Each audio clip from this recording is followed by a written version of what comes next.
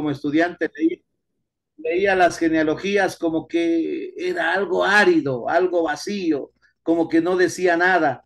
Pero una vez que hemos leído la Sagrada Escritura en el Antiguo Testamento, los famosos llamados así Sefer Toledot, sí, así dice Sefer Toledot, libro de las genealogías, historia, ¿no es cierto?, del pueblo.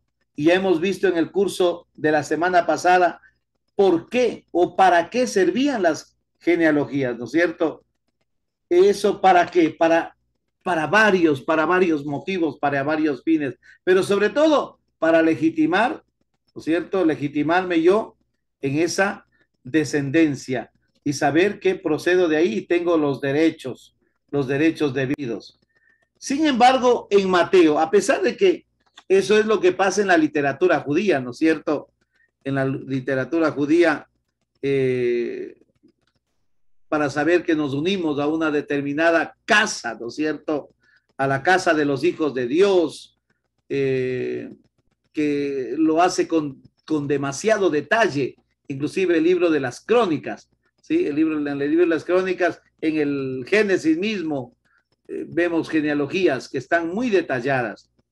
En Mateo 1:1, por el contrario, no se trata en primer lugar de una descendencia en el sentido de que Jesús sea realmente descendiente de David, descendiente de Abraham, sino más bien de las personas y de generaciones significativas en la vida de Jesús. Nos preguntaríamos, ¿por qué no existen algunos reyes, muchas generaciones se saltan, genealogías a veces absurdas, porque imagínense 14 genealogías en 300 años y en más años inclusive. Imposible todo eso. Eh, todo esto, todas estas personas estas generaciones significativas que ya antes han plasmado la historia en la que nació Jesús, en el origen de Jesús ya está comprendido el significado y el sentido de su existencia, de su propia misión. Y yo quiero decirles por qué. Porque en la misma genealogía ya está prácticamente detallando lo que va a venir después. Podríamos decir que la genealogía de Jesús es como una introducción a lo que va a desarrollarse después en la práctica de Jesús, en la práctica de su misión, en la práctica de su misión. Jesús es el hijo de David, Jesús es el hijo de Abraham. Esto tengámoslo bien claro. ¿Qué quiere decir hijo de David? Cuando decimos hijo de David es un título netamente mesiánico. En cambio, hijo de Abraham se refiere a la identidad como judío. Todo judío es legítimo hijo de Abraham. Dios había establecido con Abraham una alianza perenne, universal. Acuérdense que Dios le dijo a Abraham, en ti serán bendecidas todas las naciones de la tierra en general. De tal manera que la alianza con Abraham ya es una alianza universal. Por eso el Evangelio de Mateo se va abriendo a la universalidad. Y este mismo detalle de la genealogía ya es una apertura a la universalidad. Abraham, Dios, Jesús, es el plan de Dios. En esto se resume prácticamente toda la historia de la salvación. Ya en la semana pasada leímos en el libro de las Crónicas, primer libro, 2:9-12, cuando hemos visto que las listas de genealogías coinciden, al menos la primera parte y la segunda parte, con el Evangelio de San Mateo. Aunque en la tercera parte existe una lista, no sabemos con seguridad de dónde tomó Mateo esa tercera lista, de dónde tomó Mateo.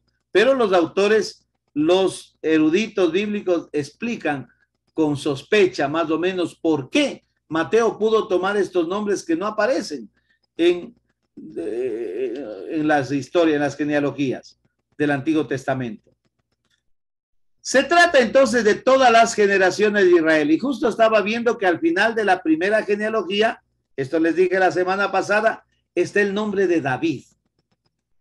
Y las letras, hay una ciencia que se llama la gematría, que es como un deporte, ¿no es cierto? La gematría, que nos habla acerca de el valor numérico de las letras hebreas.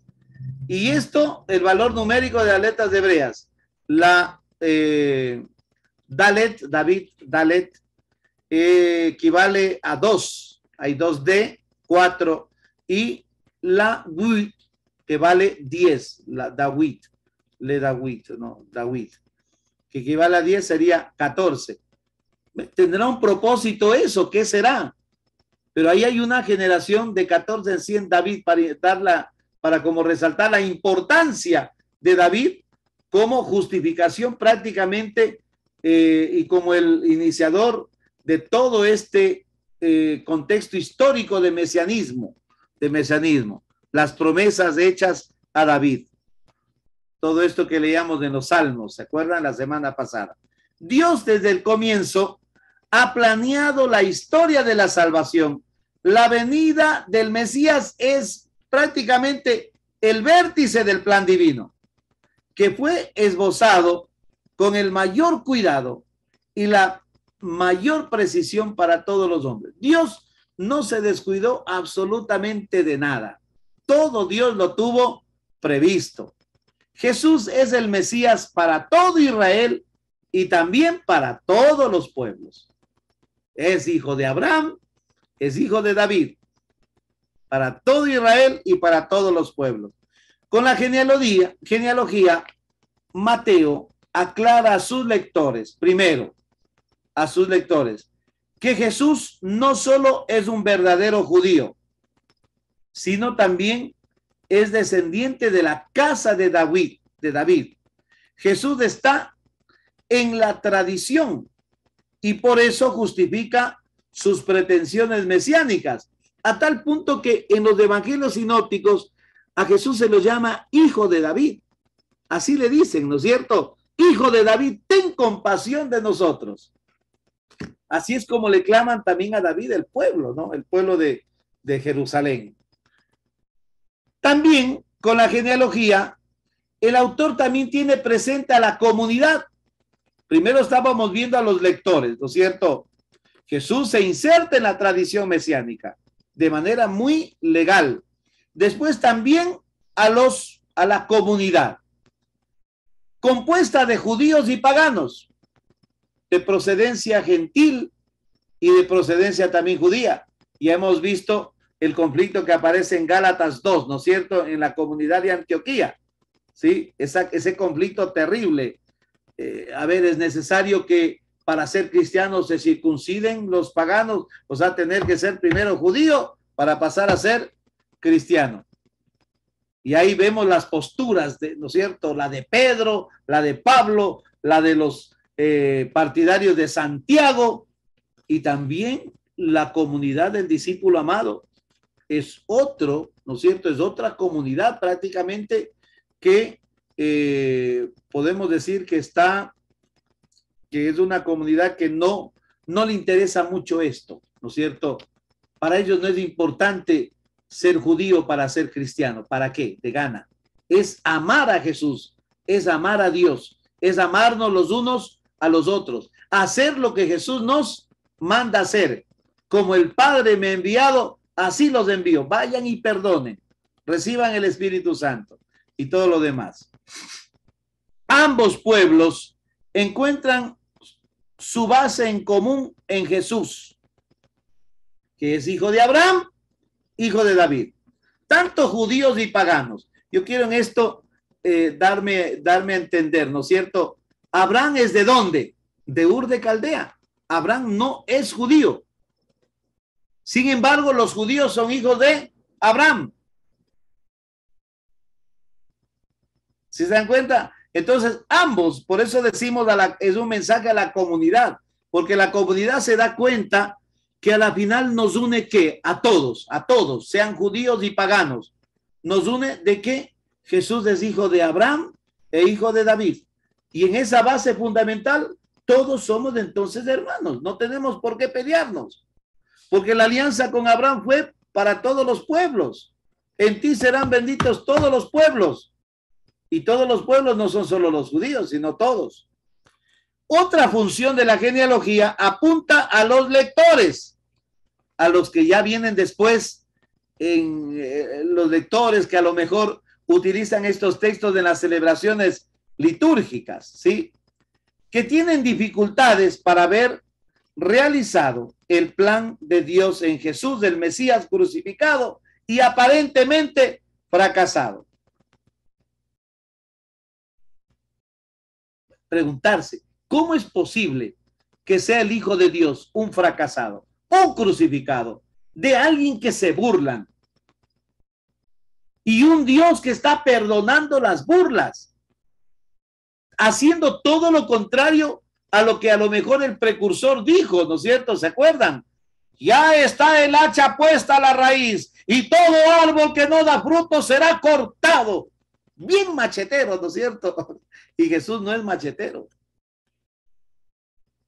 De ahí viene la reflexión, y este es el tema de hoy que he preparado. Bueno, el otro era un recorderis de la semana pasada. El tema interesante es las 4 mujeres. Ya vimos algo la semana pasada, pero yo quiero profundizar un poquito más para que vean ustedes que tiene sentido reflexionar el resto, ¿no es cierto?, que viene del Evangelio de Mateo, si entendemos bien esta primera parte, ¿sí? Las genealogías. De ahí viene el tema de las 4 mujeres junto con María.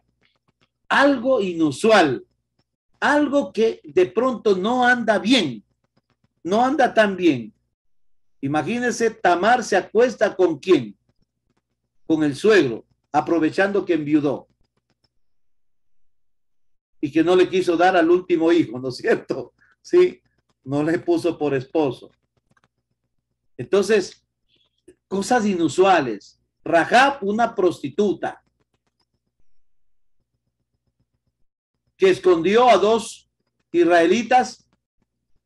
Después tenemos a las demás, ¿no es cierto? A la moabita, a Ruth, ¿sí? Que deja sus comodidades. Qué absurdo para estar con la suegra, con Noemí, con la pobre suegra.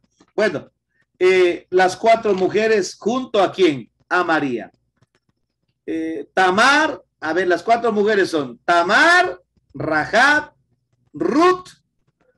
El Evangelio de Mateo dice la mujer de Urías. ¿Por qué será?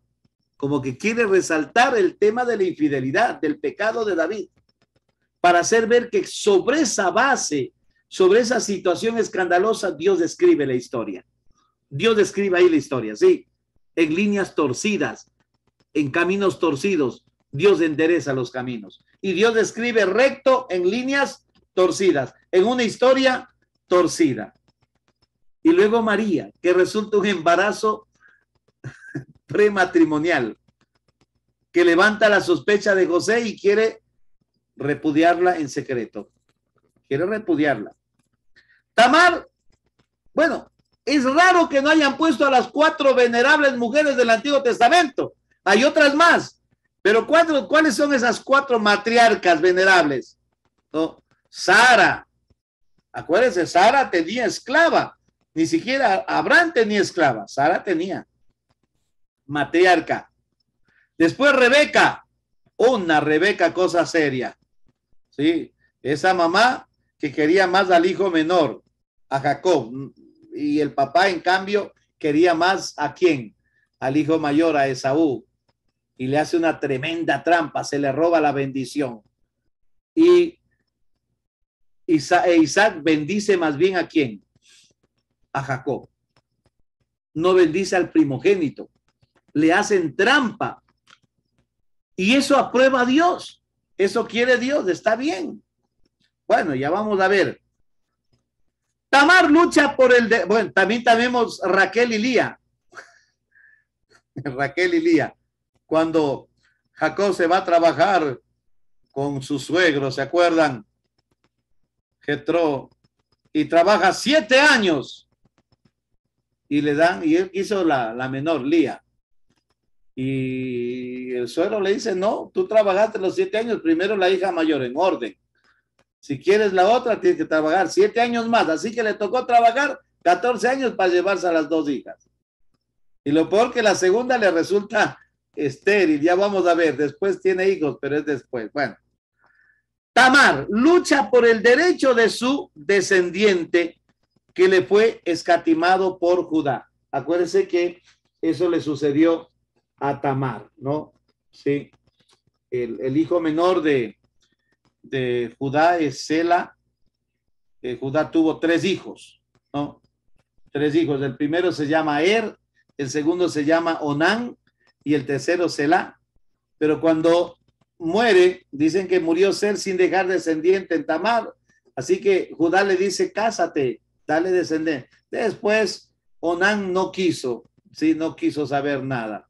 Inclusive dice aquí, Onán sabía que aquella descendencia no sería suya. Y así, si bien tenía relaciones con su cuñada, derramaba el semen en la tierra, afuera, y nunca le embarazaba. Eso dice que no le gustó a Dios y murió. Y quedó el chiquito, el pequeñito, pero todavía el pequeñito tenía que crecer. Entonces Abraham, perdón, Judá le dice, ándate a la casa tuya, espera que mi hijo crezca para ahí sí hacer que tenga descendencia mi hijo mayor. Pero sucede que muere la esposa de Judá, se murió. Y ahí es cuando se aprovecha. Después que le pasa el dolor de la partida de la mujer, se va, ¿no es cierto? Se va a trasquilar las ovejas, le avisan a Tamar, y Tamar, mientras ellos viajaban por camino, Tamar le cogió en el camino y se tapó la cara como una prostituta, y Judá le confundió con una prostituta. Y vean lo que es de astuta Tamar, ¿no es cierto? Tamar dice, bueno, pasaron muchos días y murió la hija de Súa, la mujer de Judá. Cuando Judá se hubo consolado, subió a Timná para el trasquileo de su rebaño, junto con Girá, su compañero adulamita. Se lo notificaron a Tamar, oye, tu suegro sube a Timná para el trasquileo de su rebaño. Entonces ella se quitó de encima sus ropas de viuda y se cubrió con el velo, y bien disfrazada se sentó en Petagenaim, que está en la vera del camino de Timná. Veía en efecto que Selá había crecido, pero no se la dieron, no le dieron a Selá. Judá la vio y la tomó por una ramera, porque se había tapado el rostro, y desviándose hacia ella le dijo, déjame ir contigo, pues no la reconoció a su nuera. Dijo ella, ¿y qué me das por venir conmigo? Y él le dice, te mandaré un cabrito de mi rebaño. Bien, pero dame algo en prenda hasta que me mandes el cabrito. ¿Qué prenda quieres que te dé? Y ella le dice, tu sello, tu cordón y el bastón que tienes de la mano. Y se lo dio. Cuando resulta, después de 3 meses, les llega la noticia a Judá que está embarazada Tamar. Entonces, en ese momento, Judá, lleno de furia, dice, que sea quemada. Tiene que ser quemada porque es una prostituta. ¿Cómo es posible que haya traicionado? Y antes de que la quemen, cuando la fueron, manda a los emisarios de Judá y le dice, mira, dile a Judá que de quién son estas prendas, este bastón, este cordón y este sello, ¿de quién es? Pregúntale. Y cuando llegan donde Judá dice, mira, manda esto. ¿De quién es? Judá dice, eso es mío. Entonces el hijo es mío.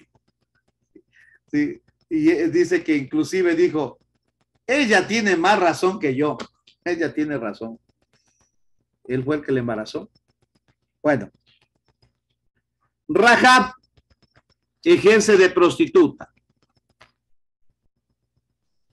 Ruth, sobre Ruth, la tradición solo conoce cosas buenas. Ruth es una mujer buena. Esta moabita, a pesar de ser moabita, se queda con su suegra Noemí en Israel. Betsabé no es responsable del pecado. Antes la palabra de un rey era palabra de Dios. Si el rey decía esto, eso tenía que hacerse. Él mandó a ver a Ruth, dijo que la vio que estaba bañándose, le agradó y mandó a los guardias, tráigamela acá. ¿Se acuerdan que a Urias le dijo, oye Urias, sabes que los filisteos nos amenazan? Anda vos, ponte al frente del ejército, ponte primerito. Él quiso que le mataran, ¿no? Sí, a Urias, que era el esposo de Betsabé. una tremenda injusticia, ¿no?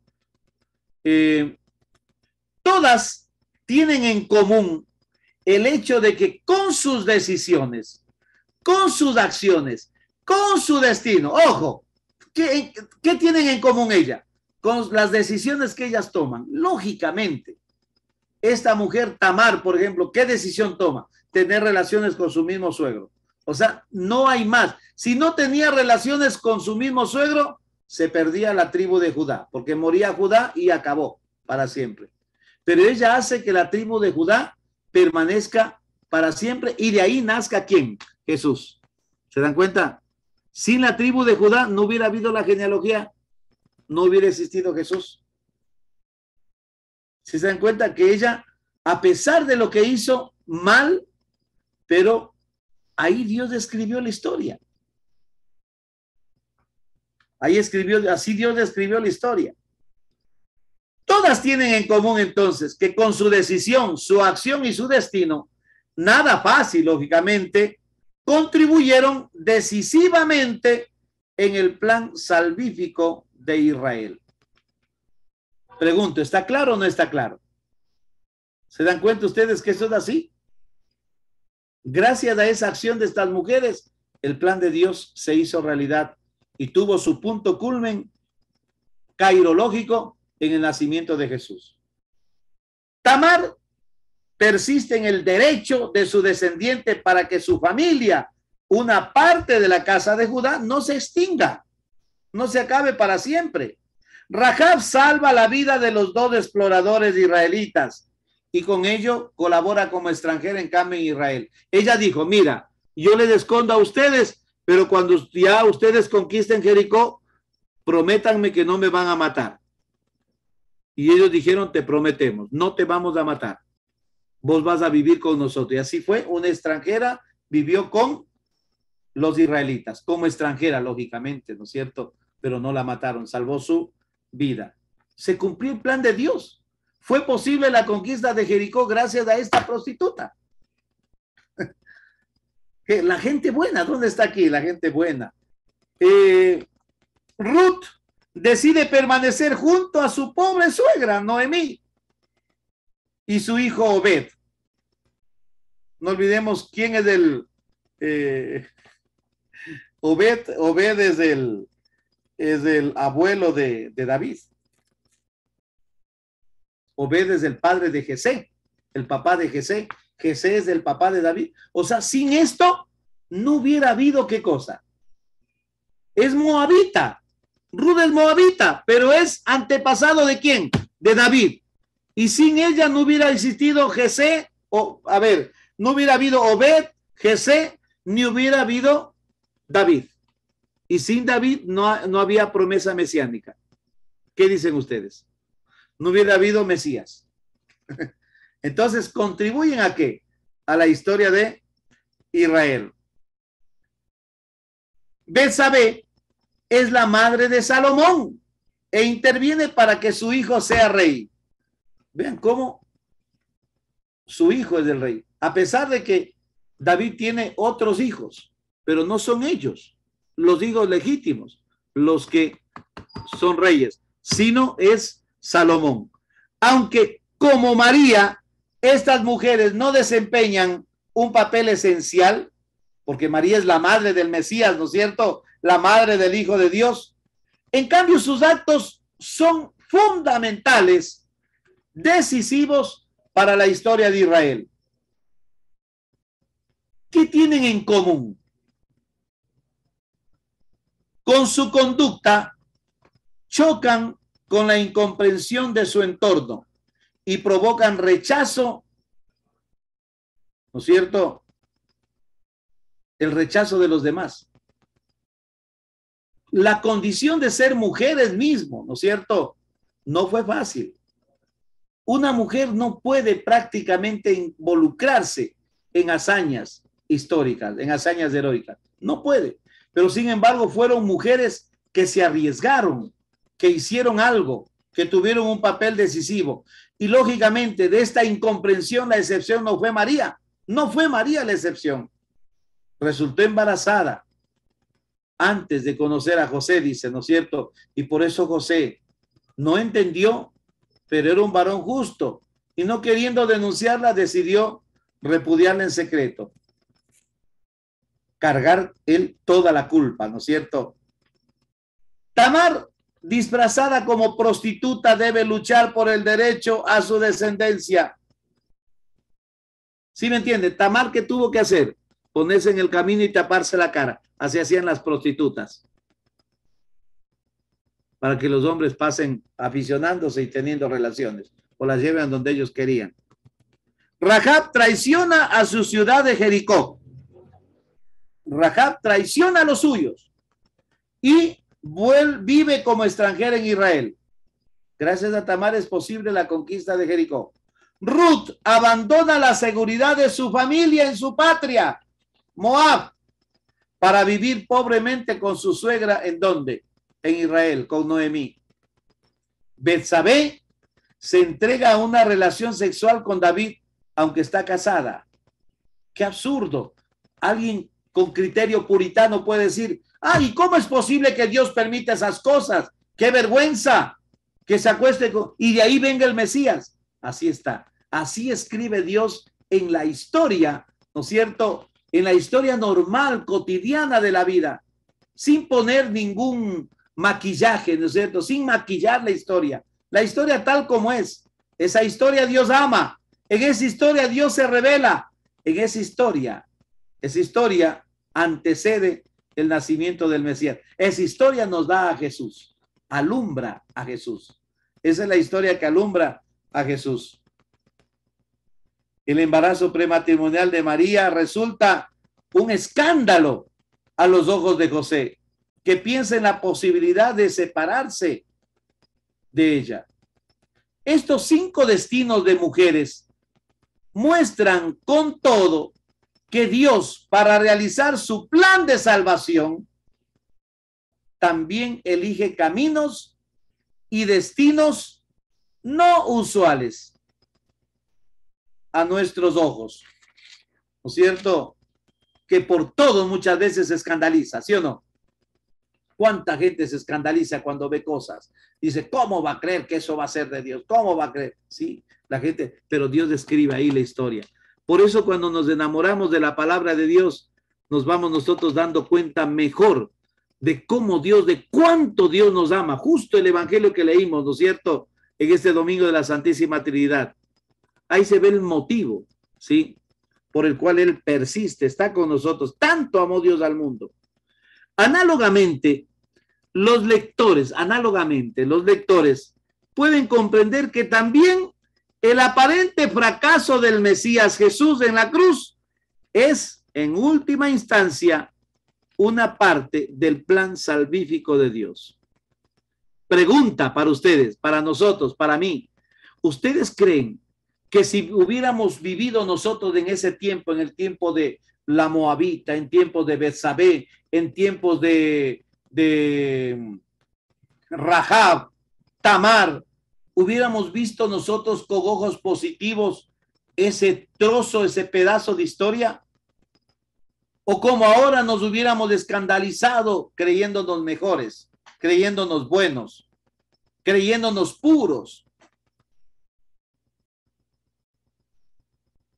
Por eso decíamos, una sociedad que por todo se escandaliza, cuando en realidad los que más se escandalizan no son porque son buenos, sino es también porque cargan un doble pecado. Dios corrige nuestros propios planes, endereza nuestros caminos. En este plan salvífico tienen lugar historias y destinos que según nuestras representaciones convencionales son aparentemente insignificantes.